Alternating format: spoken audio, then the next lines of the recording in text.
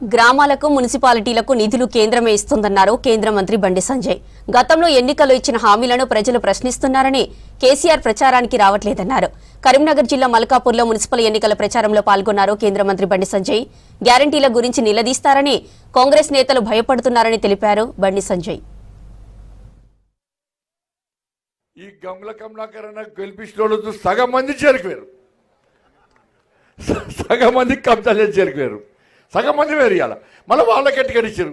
మరి ఆ ఇష్ట చోళ్ళక ఉండాలి, పోటీ చేసే చోళ్ళక ఉండాలి. అంటే పబ్లిక్ అంతా పిచ్చోళ్ళం అయింది మనం అన్న.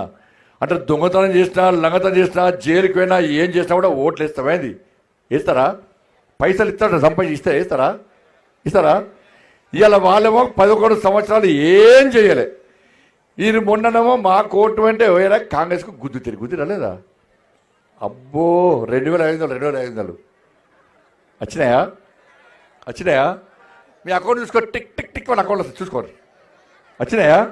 మరి ఓటు గుర్తురు మళ్ళీ వాళ్ళకి వస్తే 2500 ఇచ్చిరా? మరి 4000 రూపాయలు ఆసరా పెన్షన్ ఇచ్చిరా? మరి నేను సైకిల్ ఇస్తా అని చెప్పలేక ఇచ్చినా, అవును కదా? మరి రేవంత్ రెడ్డి సార్కి స్కూటీలు ఇస్తానని ఇచ్చిండా? మీ పిల్లలకు ఉద్యోగాలు ఇవ్వలే కదా? ఎక్కడి నుంచి ఇస్తారక్క? ఆయన ఢిల్లీ పోయి ఏం చెప్పాడు తెలుసా?